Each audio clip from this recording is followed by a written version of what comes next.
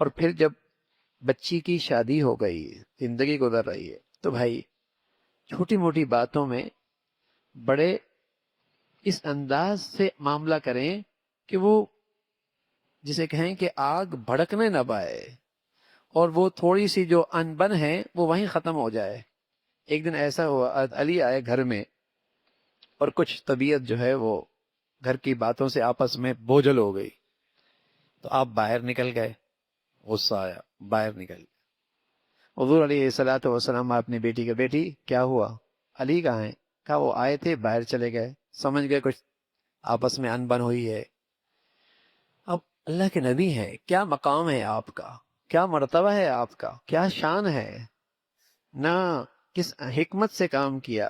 باہر گئے تو اس زمانے میں مسجدیں کچی ہوا کرتی تھی، تو علی مسجد میں لیٹی ہوئی ہے، اور آپ کے ایک پہلو سے چادر بھی ہٹی ہوئی، اور مٹی زمین کی آپ کے جسم پہ لگڑی ہوئی ہے۔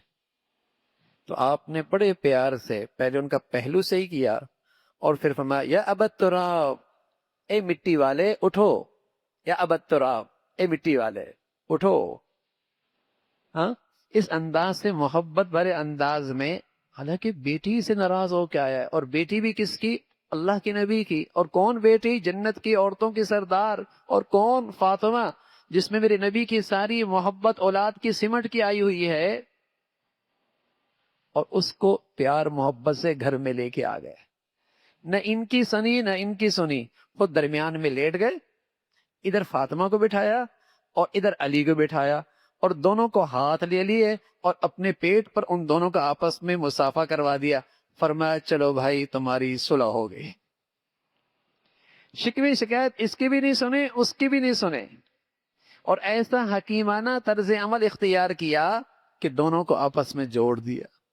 تو گھروں میں یہ باتیں ہوتی رہتی ہیں، یہ زندگی کا حصہ ہے، اس کو بڑی حکمت کے ساتھ ان معاملات کو سمیٹنا، سنبھالنا ہوتا ہے، اور اس آگ کو بجھانا ہوتا ہے، ورنہ جتنی اس کے اندر باتیں سنیں گے، شکوے سنیں گے، تو آگ، شکایات بڑھتی چلی جائیں گی، بڑھتی چلی جائیں گی۔ اور دوسری بڑی بات، فاطمہ اپنے گھر سے نہیں گئی، علی اپنے گھر سے گئے۔ اللہ اکبر، مرد کا کام ہے، بچی کو باہر نہ نکالے، اسے گھر سے نہ نکالے، اس کا غصہ کنٹرول میں نہیں ہے، اور پتہ ہے کہ غصے کی صورت میں کچھ اور غلط بات ہو سکتی ہے، تھوڑی دیر کے لیے دور ہو جائے، باہر ہو جائے، باہر ہو جائے، اور جب ٹھنڈا ہو جائے پھر اندر آ جائے۔